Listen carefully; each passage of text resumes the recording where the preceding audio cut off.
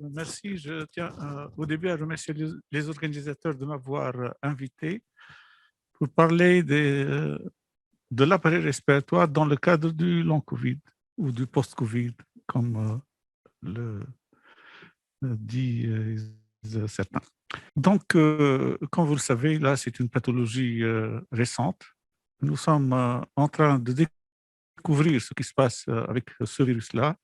Et malheureusement, on est parfois face à des situations assez délicates, aussi bien en aigu qu'en chronique. Mais heureusement que les manifestations chroniques graves sont relativement moins fréquentes et beaucoup moins fréquentes que les situations aiguës. Donc, concernant l'appareil respiratoire, certes, l'appareil respiratoire est au premier plan lors de la phase aiguë, ce qui s'accompagne donc d'une insuffisance respiratoire aiguë qui est le plus souvent la principale cause d'hospitalisation. Mais le post-Covid s'accompagne de troubles respiratoires qui peuvent être multiples, mais en fait qui sont en fait la continuité de la physiopathologie de la maladie, avec comme début, comme vous le savez, donc l'agression respiratoire par ce virus-là, une agression qui ne semble pas être seulement en rapport avec l'appareil respiratoire, mais avec d'autres. Et cette agression respiratoire s'accompagne d'un dommage alvéolaire diffus, qui est la principale cause du syndrome de détresse respiratoire aiguë constaté, d'occlusion diffuse thrombotique de la microvascularisation alvéolaire, ce qui donne la spécificité au tableau clinique aigu, et d'une inflammation des voies aériennes induite par les médiateurs. Et effectivement, comme vous le voyez là, aussi bien les bronches que la trachée, que les alvéoles, que l'interstitium pulmonaire peuvent souffrir suite à cette agression. Les conséquences sont essentiellement en aigu, une altération de l'oxygénation alvéolaire, l'hypoxémie et l'acidose et le tableau de détresse respiratoire, avec le risque de décès par insuffisance respiratoire aiguë et pour les survivants suite surtout aux formes graves, au risque de séquelles pulmonaires. En fait, le post-Covid ne touche pas que les malades graves, parce qu'il peut toucher même les malades traités à domicile. Pour parler de l'appareil respiratoire, il est important, et surtout pour la prise en charge du post-Covid de respiratoire au niveau de la première ligne, je dois revenir au basique. L'appareil respiratoire se manifeste sur le plan sémiologique par la dyspnée aiguë ou chronique, les douleurs thoraciques, la toux, l'expectoration et l'hémoptysie. Et c'est à partir de ces symptômes-là que je vais envisager la prise en charge de ces malades-là.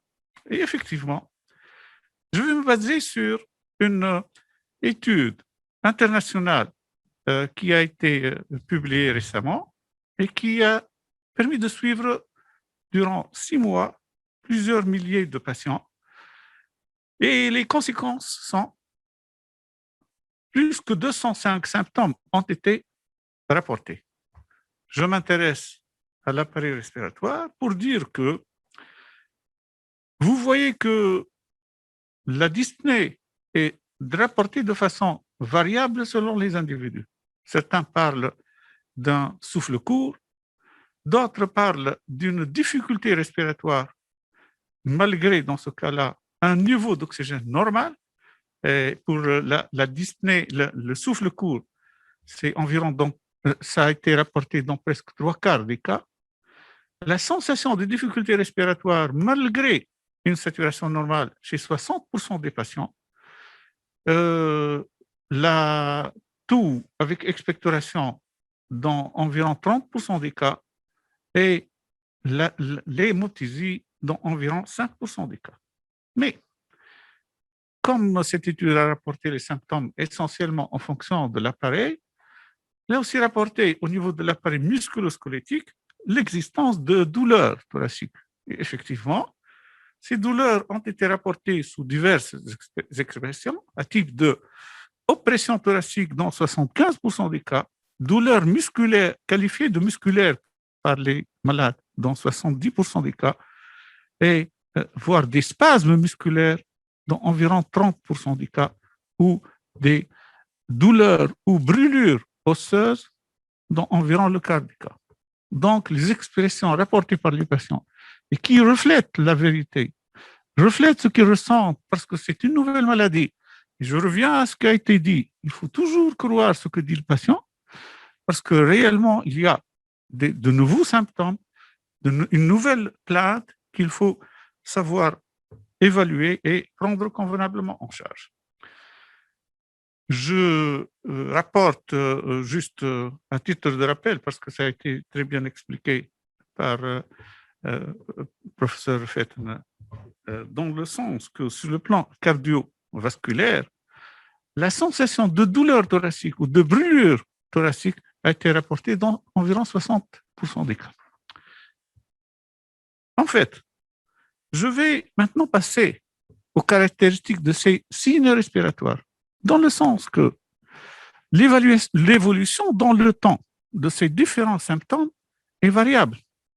Mais vous constatez que sur ce graphique-là, précisant l'évolution sur une période de 28 semaines, que sur le plan, je prends là par exemple le premier symptôme qui est la dyspnée, que l'évolution se fait vers l'amélioration de l'état de ces patients-là, une amélioration rapportée soit sous forme de disparition du symptôme ou d'une amélioration très notable de sa sévérité. Donc, vous voyez, par exemple, là, l'évolution de la dyspnée. Presque le tiers des patients rapportent la disparition de ces symptômes et l'écrasante majorité rapporte une nette amélioration, ce qui est le cas pratiquement pour tous les autres, à type là, la sensation de difficulté respiratoire, malgré une saturation normale au repos, vous voyez aussi que dans 50% des cas, cette plainte disparaît, etc. Donc, globalement, l'évolution se fait vers l'amélioration progressive de ces symptômes sur les semaines et les mois qui suivent l'apparition de la maladie. Et cette évolution se voit aussi concernant les douleurs osseuses ou pariétales ou musculaires et aussi pour les douleurs thoraciques, un type d'oppression thoracique ou de douleur thoracique. Je vais commencer par la dyspnée et comment la prendre en charge au niveau de la première ligne. Donc, pour tout malade qui se présente de dyspnée, il est très important de préciser cette dyspnée-là et de l'évaluer. Et là, je précise que certains malades font un amalgame entre dyspnée et asthénie.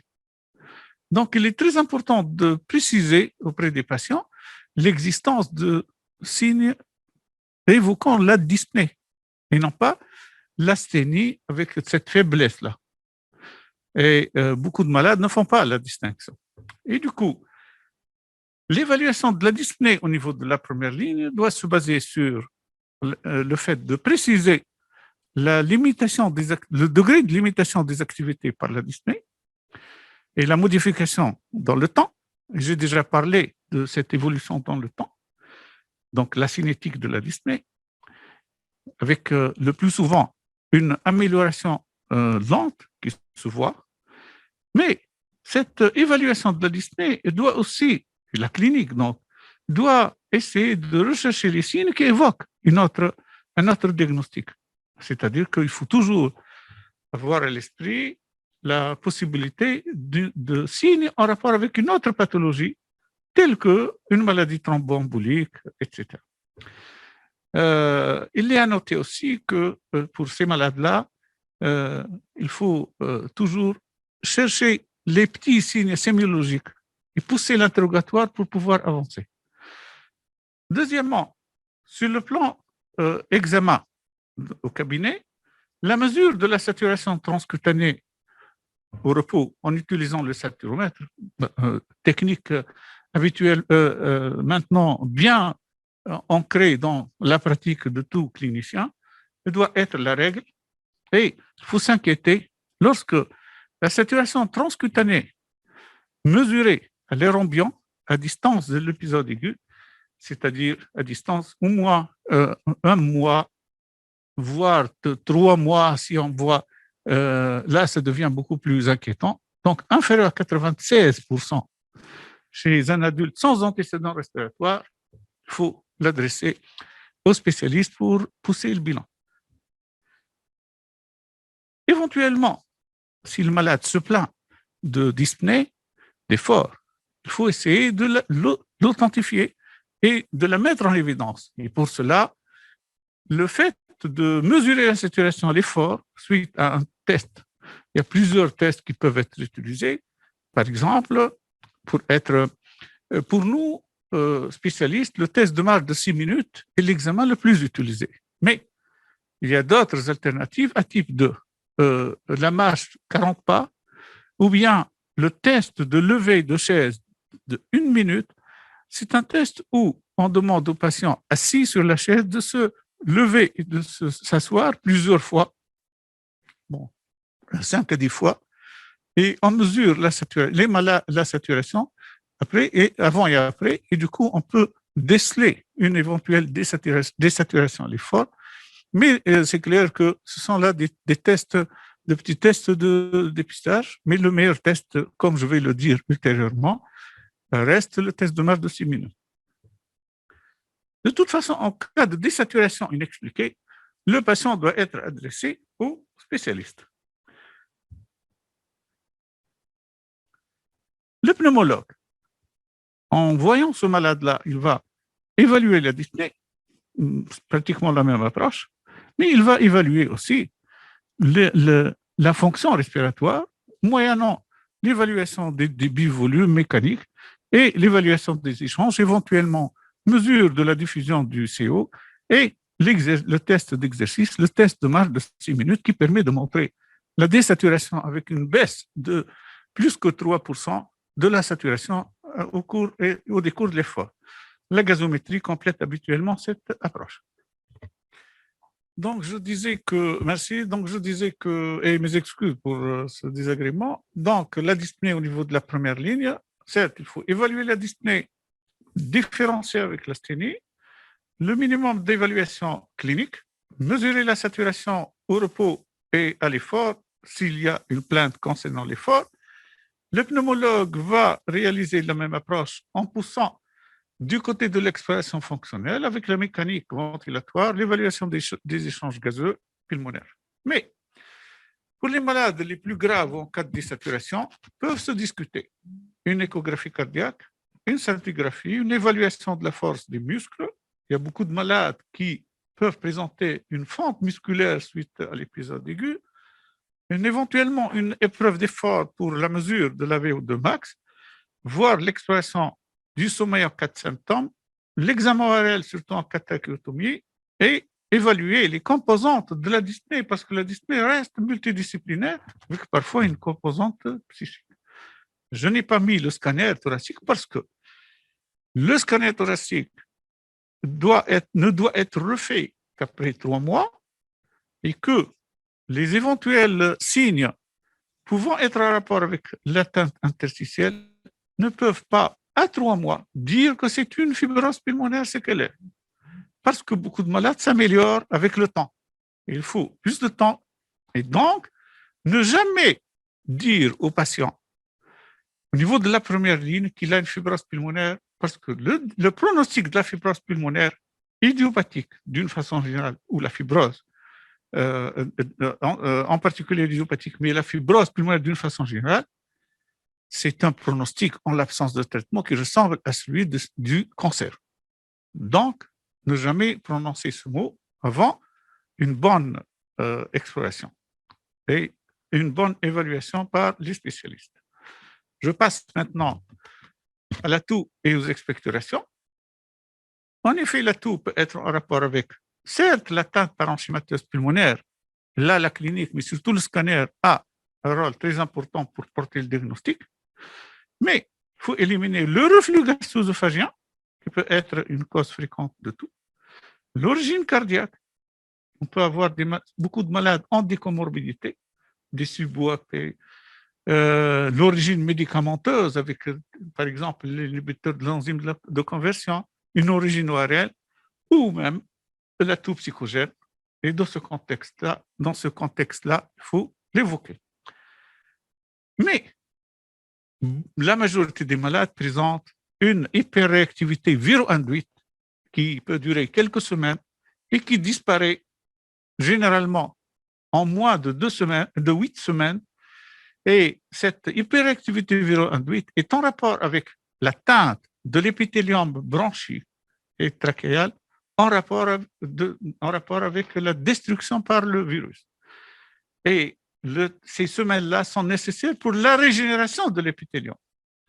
Et donc, après le bilan qui précise l'étiologie, le traitement peut être à type 2.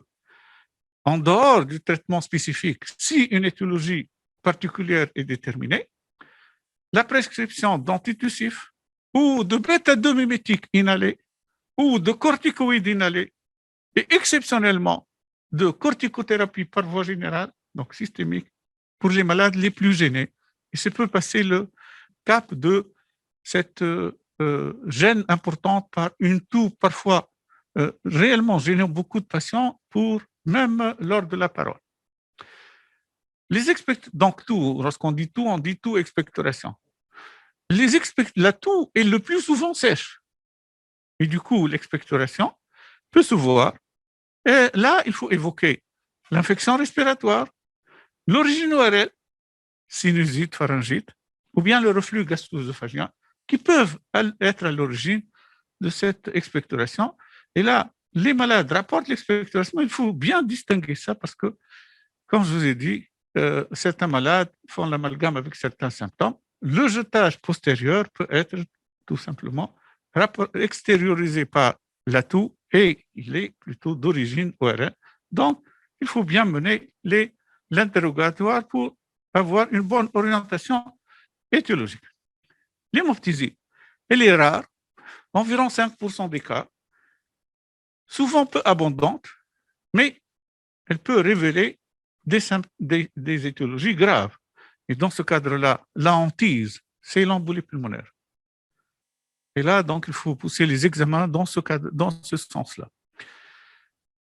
Mais une infection ORL ou respiratoire, l'OAP, avec l'expectoration rosée, une origine bronchique, là, il faut, parce que comme c'est marqué en rouge et c'est fait exprès, le bilan réalisé, particulièrement le scanner peut révéler de façon accidentelle une étiologie telle que un cancer du poumon ou bien une autre anomalie pouvant être à l'origine de cette hémoptysie ou de tout autre signe. Et j'insiste là sur le fait que pour ces malades-là, la prise en charge des comorbidités associées, plus la prise en charge d'une éventuelle comorbidité découverte de façon fortuite à l'occasion du bilan réalisé dans le Covid aigu ou dans le suivi d'un post-Covid.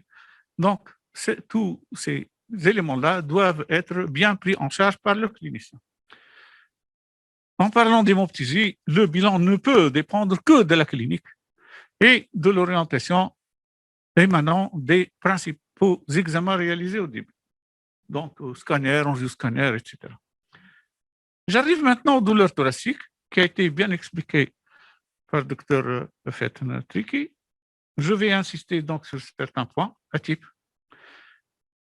Lorsque les malades parlent de douleurs thoraciques, il faut toujours bien examiner le patient. Mais bon, là, nous avons Dr Aloul qui est avec nous, mais il faut toujours penser à la possibilité de l'origine psychogène. Aussi bien pour la respiration que pour les douleurs, il y a des malades qui, surtout ceux qui présentent un syndrome d'hyperventilation, avec cette respiration suspireuse, respiration faite de soupirs. Donc, ces malades-là ont un problème psychogène. Aussi, ils peuvent rapporter l'existence de dyspnée psychogène ou bien de douleur, l'existence de respiration donc suspireuse lors de l'examen nous oriente vers l'origine psychogène. Deuxièmement, il ne faut pas oublier les parties molles. Et les caractéristiques des douleurs, c'est que ce sont des douleurs souvent migratoires, changent d'endroit en fonction du temps chez beaucoup de malades. Ne pas oublier que le reflux gastro-œsophagien peut donner des douleurs, voire un spasme simulant l'infarctus. Et que chez ces malades-là, le bilan est fonction de l'orientation clinique. Certes, comme ça a été dit, il faut toujours se rappeler que c'est un malade comme les autres. En fonction de l'âge du terrain, les urgences doivent toujours être éliminées, en accent essentiellement sur le risque majoré d'événements thromboemboliques. Pour le suivi pneumologique dans l'absolu, nous avons en fait 3 cas de figure. Nous avons l'absence de symptômes et l'absence d'anomalies sur le scanner thoracique initial. Là, bon, globalement, on essaie de cerner les plaintes et le plus souvent, c'est au médecin référent de décider l'éventualité de pousser ou pas les examens, mais le plus souvent, il n'y a pas besoin d'aller plus loin. Deuxièmement, en l'absence de symptômes, mais avec présence sur le scanner initial d'anatomie, d'anomalie. Là, il est raisonnable d'envisager, après, classiquement là, on retient la date de 3 mois, de refaire un scanner thoracique d'évaluation et voire de compléter par d'autres examens fonctionnels respiratoires. En cas de symptômes persistants, là, il est souhaitable de faire un scanner à 3 mois et un bilan fonctionnel afin de préciser l'évolution et le degré d'atteinte aussi bien scanographique que fonctionnel respiratoire. Il est à noter que chez les malades initialement graves et hospitalisés pour pneumonie grave, le bilan à 3 mois doit être systématique avec l'évaluation de la dyspnée, le scanner haute résolution sans injection de produit de contraste, sauf suspicion d'embolie. Et là, on pense à la possibilité d'existence d'embolie lorsque le malade garde une dyspnée persistante invalidante, alors que sur le plan thoracique, il n'y a pas de beaucoup d'éléments qui orientent vers cette étiologie. L'exploration fonctionnelle, le test de marche avec 6 minutes. Une attention particulière au risque potentiel d'épisodes thromboemboliques ou cardiovasculaires durant toutes les semaines et les mois qui suivent la phase aiguë, d'explorer toute anomalie radiologique qui peut, ayant passé inaperçue, non expliquée par le Covid. J'ai parlé, par exemple, de nodules pulmonaires, cancer, d'adénopathie, etc. Et là, donc, il faut pousser les explorations dans le sens pour préciser le diagnostic. L'état psychologique du patient retentit énormément. Anxiété, dépression, stress post-traumatique et retentit énormément sur la qualité de vie. Et il faut bien planifier la reprise du travail et des activités sociales et autres du patient parce que ça doit être très progressif et planifié.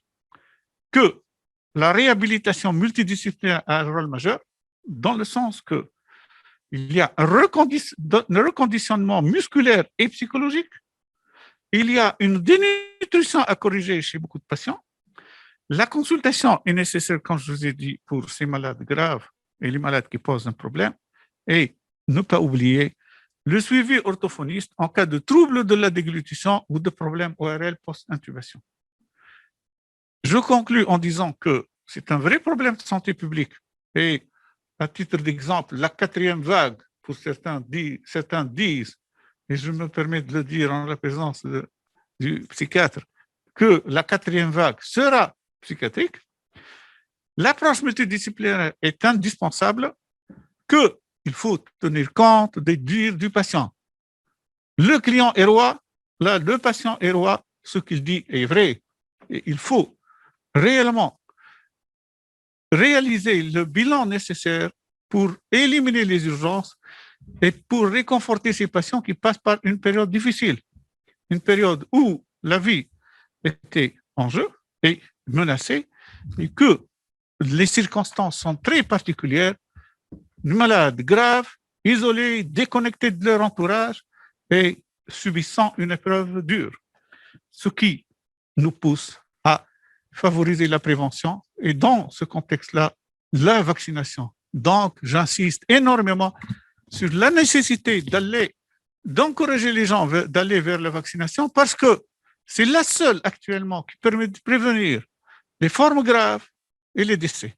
Donc, vaccinez, s'il vous plaît, le maximum de vos malades et encouragez-les à le faire avec n'importe quel vaccin parce que nous, il y a deux types de réflexion.